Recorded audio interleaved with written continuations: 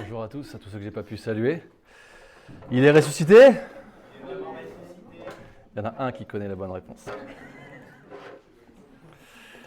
Il y a un an, on avait prêché sur Pâques, puis on avait enchaîné avec l'Apocalypse, et j'avais fait ce petit mot en disant qu'on pouvait dire à l'Apocalypse, il vient, oui, il vient, mais oui, à la Pâques, on peut dire il est ressuscité, oui, il est vraiment ressuscité. C'est une joie d'être rendu à cette période de l'année. Les protestants n'ont pas forcément beaucoup de la culture du symbole. On a pu rencontrer un catholique cette semaine avec Laurie, on a eu une belle discussion et on a vu à quel point ça comptait pour eux, les symboles, ils ont beaucoup de choses. Les protestants, les évangéliques peut-être plus, n'ont pas vraiment cette culture et c'est parfois dommage. Mais alors que nous sommes à la période de Pâques, c'est un moment où peut-être les symboles doivent compter parce que c'est le moment, très important de notre année liturgique en quelque sorte. On va parler de Pâques parce qu'on est à Pâques. Pâques, c'est quoi? C'est la résurrection. Est-ce qu'il est ressuscité? Il est ressuscité. Entraînez-vous. Oui, il est ressuscité. Laurie l'a dit, s'il ne l'était pas, nous serions les plus malheureux, les plus à plaindre, mais il est ressuscité. Et Pâques, c'est ce lien qui nous rappelle, qui nous rattache, qui nous ramène à Christ année après année, dans le souvenir. Pâques, en fait, c'est le moment où le monde a basculé dans une nouvelle phase de sa vie, le monde tout entier. Peut-être que vous avez dans votre vie des moments importants. Alors, quand on est très spirituel, on va dire oui, moi, c'est ma conversion. C'est vrai, c'est très important. D'autres moments qu'on a pu vivre avec le Seigneur dans l'épreuve, dans la libération. Des moments de la vie, le mariage, la naissance des enfants, des rencontres. Mais si nous remettons tout en ordre, peut-être que nous devons dire, si nous sommes un peu honnêtes avec le poids que nous mettons sur chaque chose, peut-être que les chrétiens en général devraient pouvoir proclamer que Pâques, le Pâques des années 30, du 1er siècle, devrait être peut-être le moment le plus important de leur vie, même encore aujourd'hui en 2025. C'est un peu curieux de le dire comme ça, mais si je suis chrétien, si j'ai accepté Christ, alors j'ai été justifié à ce moment-là. Donc Pâques devrait être ce moment-là.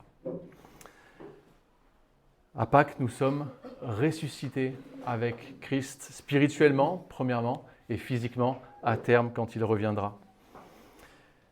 Est-ce que nous pouvons dire cela avec une pleine conviction ce matin? Et surtout avec une grande joie dans le cœur? Est-ce que la résurrection de Christ fait naître dans votre cœur une grande joie? Est-ce que c'est ton cas ce matin? Est-ce que si tu inspectes rapidement ton cœur, ta semaine, est-ce que le jour de Pâques, ce souvenir, t'a amené dans une grande joie? Ce matin, nous allons parler de la résurrection. Je pense que vous l'aviez bien compris. La résurrection qui nous ramène à Dieu et à plusieurs qualités de Dieu, à sa constance, à son amour, à sa toute-puissance, à sa bienveillance. Ce matin, je ne veux pas convaincre qui que ce soit dans l'Assemblée que la résurrection est valide. Ça, je le crois, la Bible l'affirme, la Bible est suffisamment solide et des gens bien plus érudits et bien plus savants que moi se sont cassés les dents là-dessus et n'ont pu reconnaître qu'une chose, que la résurrection tient bon. Ce matin, je voudrais plutôt parcourir la résurrection sous différents aspects pour nous encourager aujourd'hui dans notre vie à vivre, à marcher avec Christ. Je vous invite à regarder la résurrection sous l'angle de fait que Dieu est un Dieu à plusieurs facettes. Dieu est un Dieu d'alliance qui a toujours voulu vivre avec son peuple.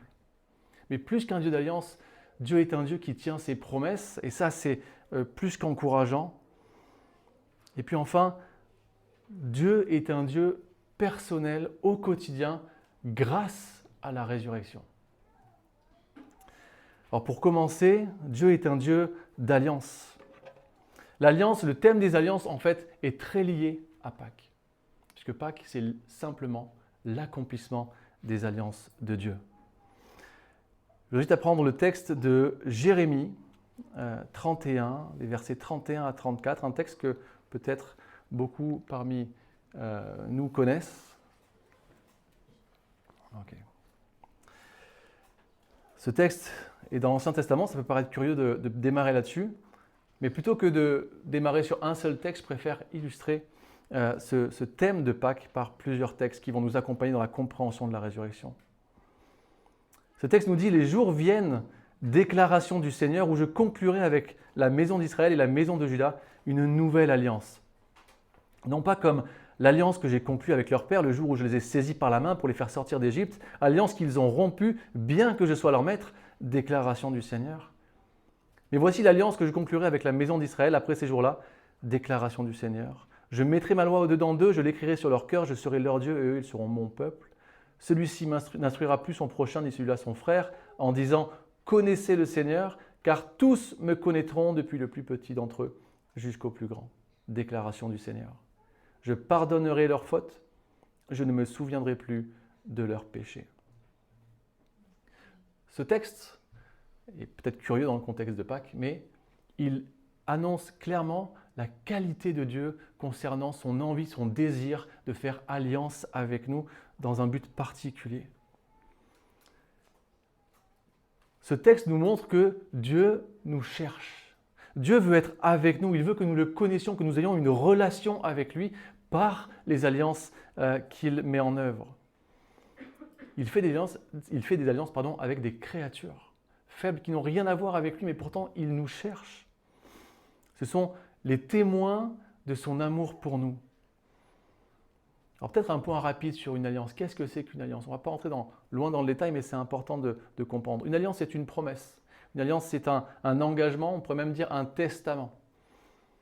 Une alliance, elle est officielle, elle comporte deux parties qui s'engagent l'une envers l'autre.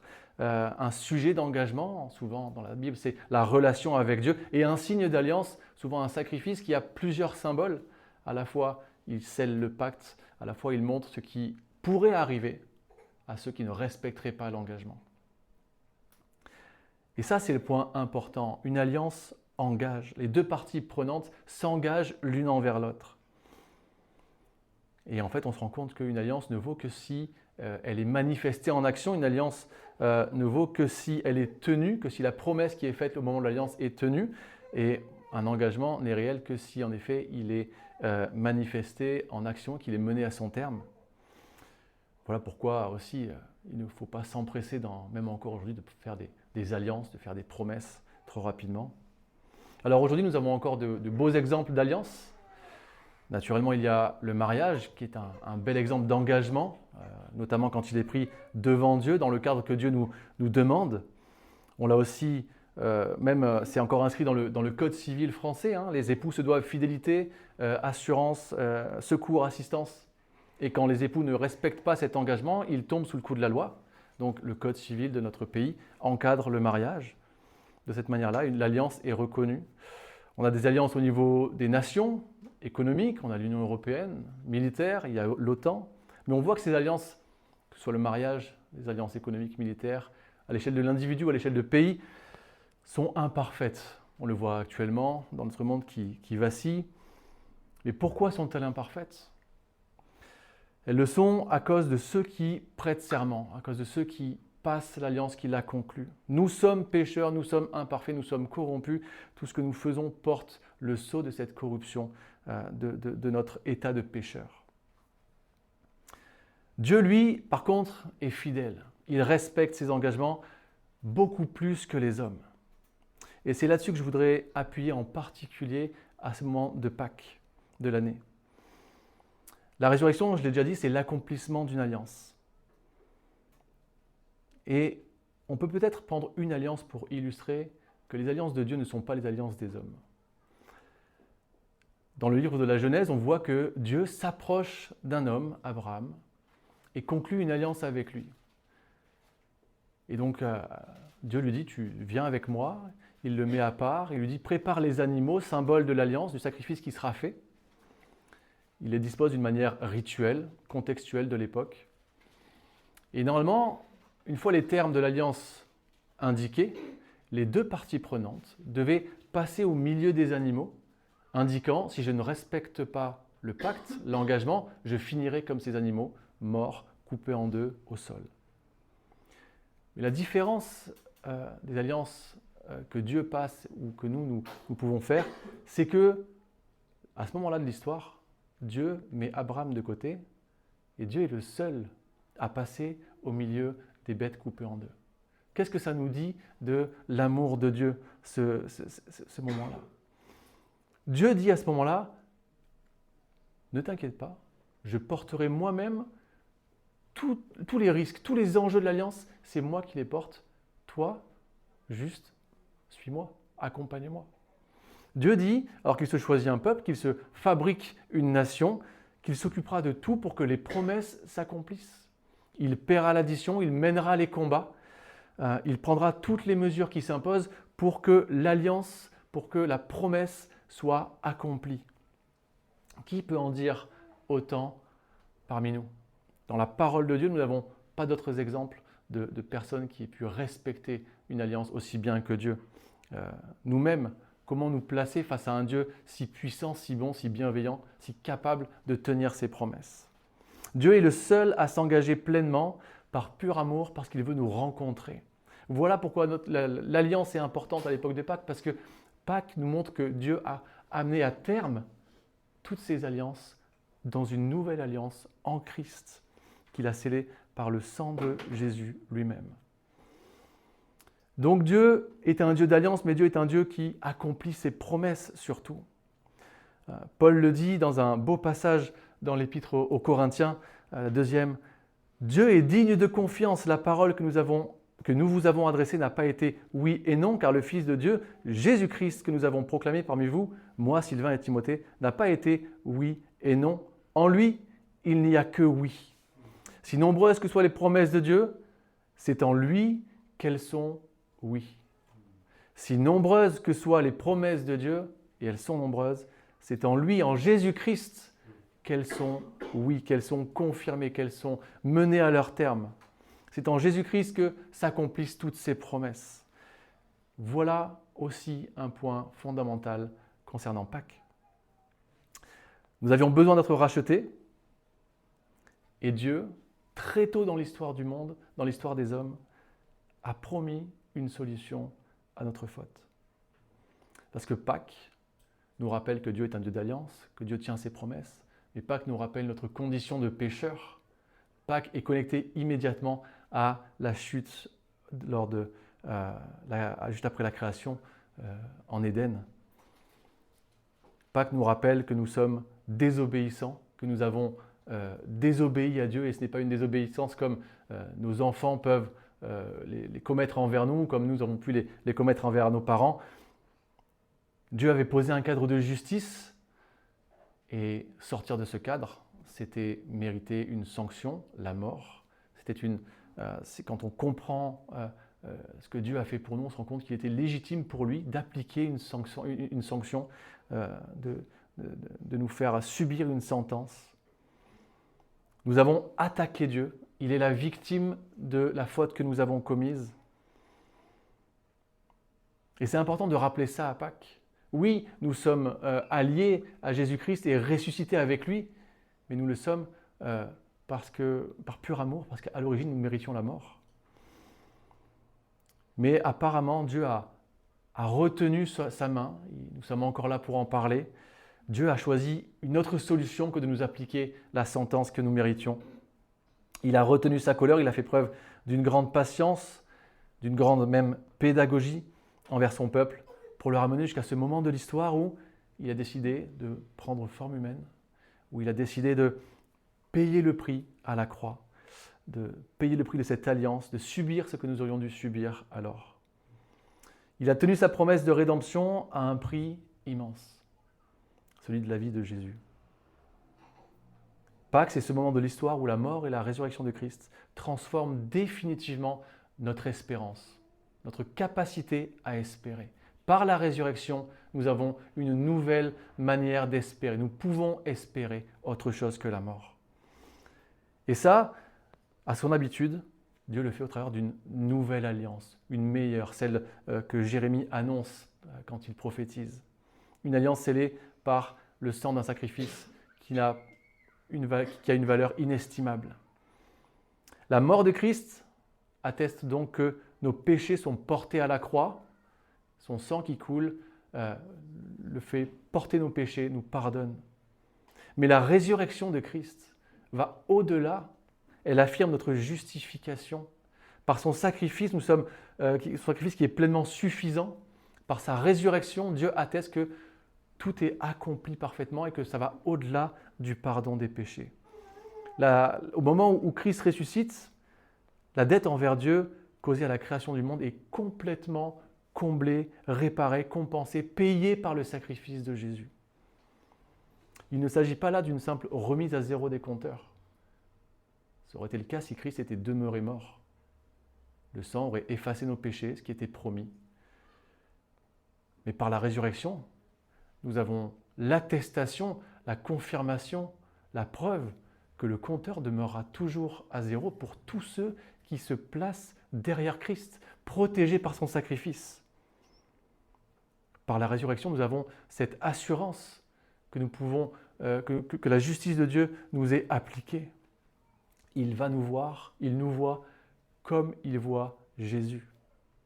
La résurrection valide cette justification. Elle confirme que la nouvelle alliance est accomplie.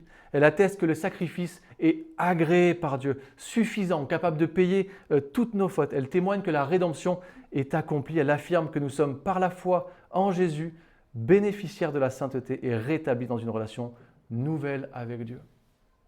Ce que les alliances voulaient nous donner, tout est accompli à la croix et par la résurrection de Jésus-Christ.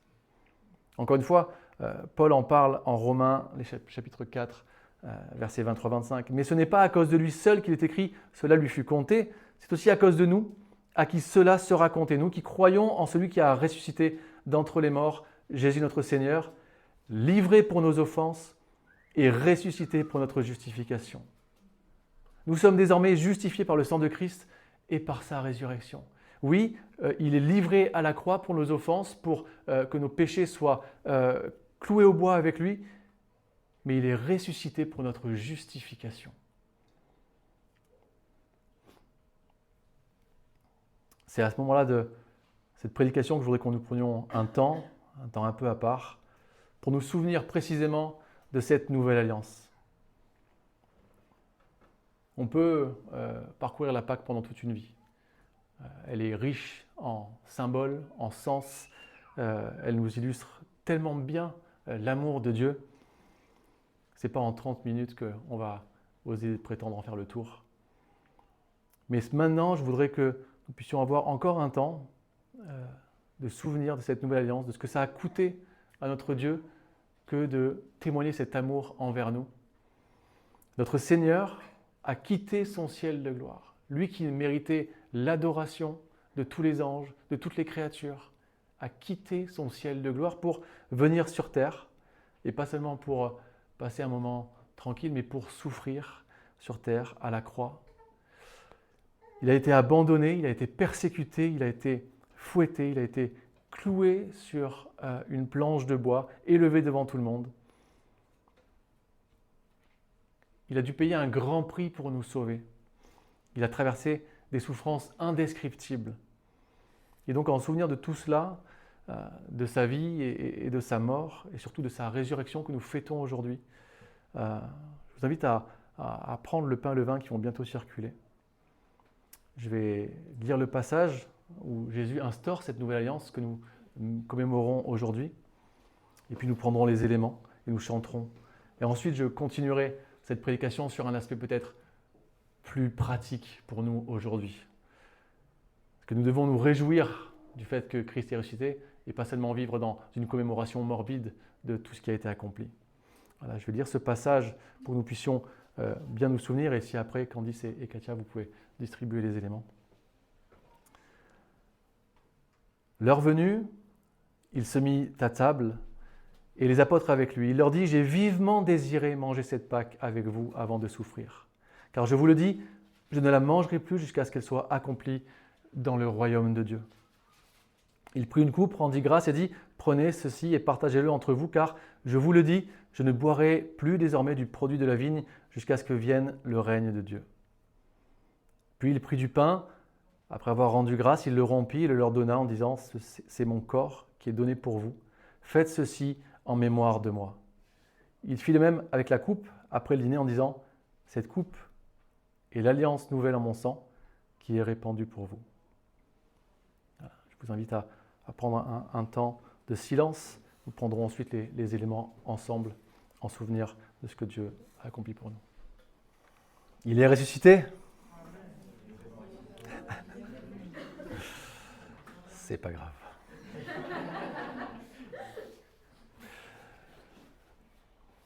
Je voulais vraiment prendre ce temps de rappeler les points sur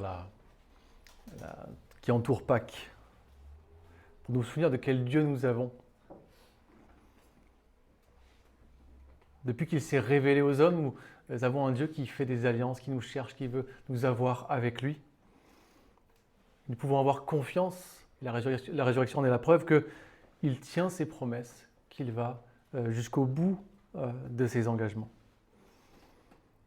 La résurrection nous donne donc accès, nous montre, nous témoigne que nous avons une nouvelle relation avec Dieu.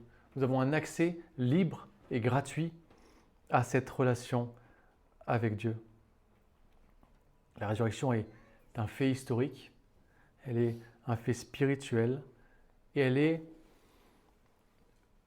toujours active pour tous ceux qui veulent s'approcher de Jésus et en bénéficier. On ne pense pas aux choses qui nous entourent, au fait que la Terre fonctionne de par des mécanismes complexes en continu. La résurrection, c'est la même chose, elle s'est inscrite dans l'univers, elle est accessible pour tous. Elle est puissante et elle est disponible. Elle ne dépend pas de ce que nous sommes, elle ne dépend pas de qui tu es, de ce que tu as fait, de ton arrière-plan, de ton passé, de ta quantité de foi. Elle dépend uniquement de qui était Jésus. Pleinement homme, pleinement Dieu, parfait, sans péché, sacrifice agréé par Dieu lui-même. On pourrait croire qu'un tel sacrifice nécessite que les hommes qui s'engagent à le suivre, que les femmes qui s'engagent à le respecter, s'abandonnent complètement, laissent tout derrière eux, ne commettent plus jamais aucun impair, soit la perfection sur terre à l'image de Jésus. J'ai au moins un exemple dans cette salle que ce n'est pas le cas. Je parle de moi, bien sûr, vous, je n'oserais pas. Les chrétiens ne sont pas différents du reste du monde, si ce n'est par une seule chose, ils ont accepté que Christ a tout payé pour eux. Les chrétiens reconnaissent qu'ils avaient besoin d'un salut qu'ils ne pouvaient pas s'offrir par leurs efforts. Les chrétiens reconnaissent que cette grâce est imméritée, incroyable, délicieuse pour notre âme et que nous en avons profondément besoin. Elle est imméritée, je l'ai déjà dit, parce que nous méritions la mort, la séparation d'avec Dieu, une éternité sans Dieu dans la souffrance que produit un monde livré à lui-même. Mais ceux qui acceptent Christ reçoivent la vie éternelle. Alors ce n'est pas la vie éternelle, comme on pouvait le voir. Moi j'ai beaucoup lu de BD quand j'étais petit, et vous savez, on voit souvent le paradis avec ces petits angelots sur des nuages qui jouent de la harpe. L'angoisse totale. Quelle horreur. Non, la vie éternelle est plus proche du festin de roi qu'on peut imaginer dans les mythes scandinaves que de ces gens isolés sur un nuage à jouer de la harpe avec leur auréole.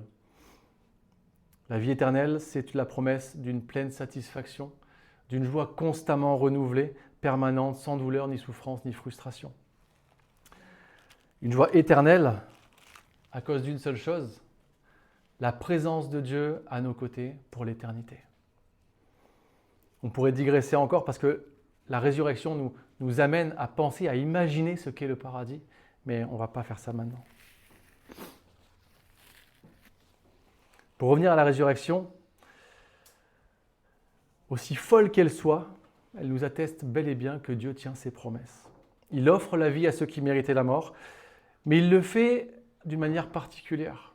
Il le fait en sachant que nous pécherons encore. Malgré tout ce que nous avons reçu, il le fait en sachant que nous sommes toujours faillibles, toujours pécheurs, pas parfaits encore.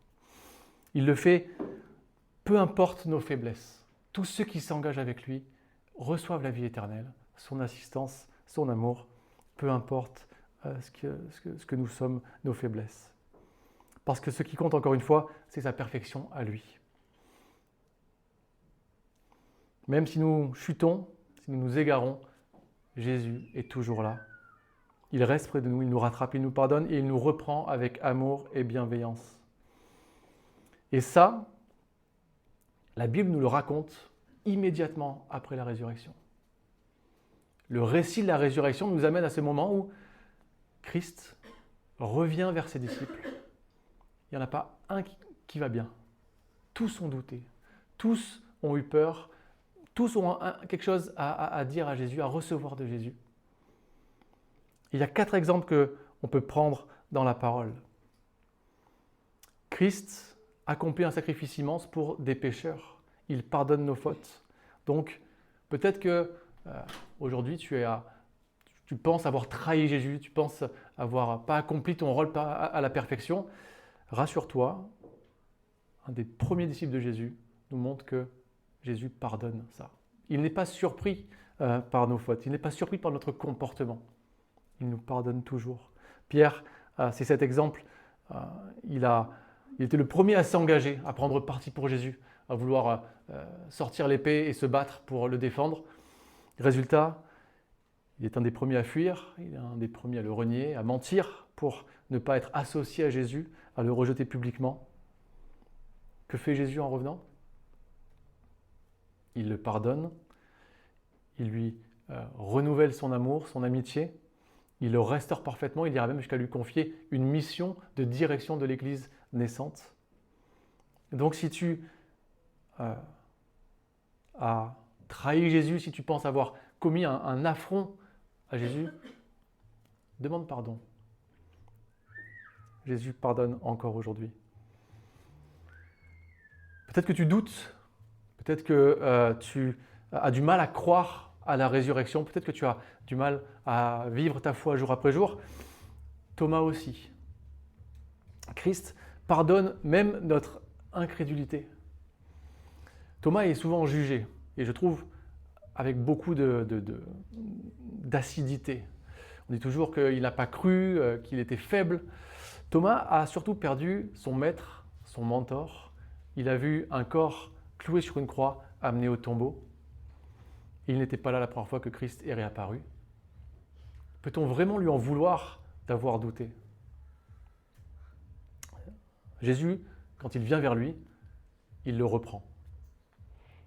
Et il lui dit, deviens un homme qui croit.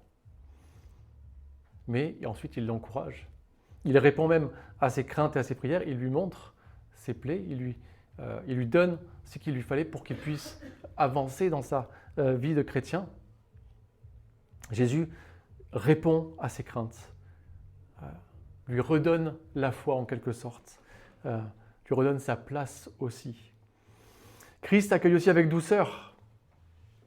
Marie-Madeleine, au tombeau, est en pleurs, attristée, elle a perdu elle aussi son maître. Elle pense que même sa dépouille lui a été enlevée, elle voit qu'elle ne pourra même pas faire son deuil. Elle est dans une tristesse immense.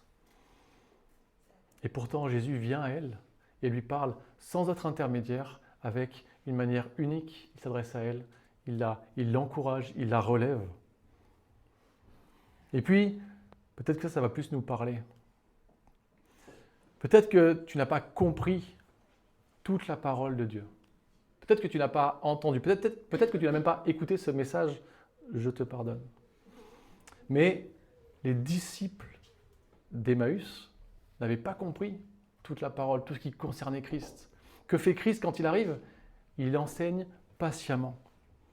Ils sont partis de Jérusalem, ils marchent vers ce petit village. Jésus les rejoint de manière peut-être déguisée, ils ne le reconnaissent pas. Peut-être n'est-il pas reconnaissable dans son corps renouvelé. En tout cas, ils ne savent pas que c'est lui, mais de manière douce et patiente, il va leur expliquer en reprenant depuis le début. 3 ans avec certains de ses disciples, et il reprend sur un chemin tout depuis le début avec patience. Il leur donne du réconfort au travers de la parole de Dieu, au travers des écrits que Dieu a transmis depuis des générations. Il prend le temps d'être avec eux et de leur expliquer à nouveau, encore et encore. Donc, Dieu est patient envers nous. Dieu nous explique encore et encore parce que nous sommes, comparés à lui, simples d'esprit. imparfait, notre compréhension est imparfaite. Donc n'ayons pas peur de revenir vers lui, même si nous avons manqué de foi, même si nous avons commis des erreurs, même si nous avons peur. N'ayons pas peur de lui demander de nous parler par sa parole. Tous ces exemples nous montrent que la résurrection, c'est le début d'une nouvelle relation avec Dieu, une relation à laquelle on ne pouvait pas s'attendre, une relation d'amour, d'amitié unique. Les disciples, à l'époque, tout juste justifiés, retrouvent une pleine relation avec leur Maître. Et aujourd'hui, nous ne sommes pas différents d'eux, et surtout Christ, lui, n'a pas changé. Il est le même. Dieu est toujours un Dieu d'alliance, et nous faisons partie de la plus belle des alliances. Dieu accomplit ses promesses, nous en avons la preuve, la résurrection l'atteste, nous pouvons compter sur lui pour terminer les promesses qui n'ont pas encore été accomplies. Dieu nous cherche personnellement. Croyons que Jésus viendra répondre à nos questions, à nos doutes, à notre incrédulité. Je vais prier. Seigneur mon Dieu, on veut se souvenir encore une fois ce matin de tout ce que tu as fait pour nous. Depuis la chute jusqu'à la venue de Christ et son sacrifice et sa résurrection. Merci parce qu'aujourd'hui, en ce jour de Pâques, nous pouvons affirmer que oui, il est ressuscité et que c'est par cette résurrection que nous sommes justifiés, que nous pouvons vivre pleinement une relation avec toi, que nous avons l'assurance que nos péchés sont effacés, que tu nous vois comme tu le vois, Seigneur. On veut te rendre gloire pour ça, pour cet amour, pour cette grâce imméritée, Seigneur. On te prie de nous diriger, de nous accompagner, Seigneur, dans nos journées, nous qui sommes faibles, incrédules souvent, qui tombons et qui même ne comprenons pas forcément tout ce que tu as à nous dire, Seigneur. On veut te rendre gloire parce que nous reconnaissons au travers de nos faiblesses que tu es patient, bienveillant, tout-puissant pour nous accompagner, pour nous diriger dans nos vies, Seigneur. On veut te rendre toute la gloire qui te revient, Seigneur, en ce jour. Amen.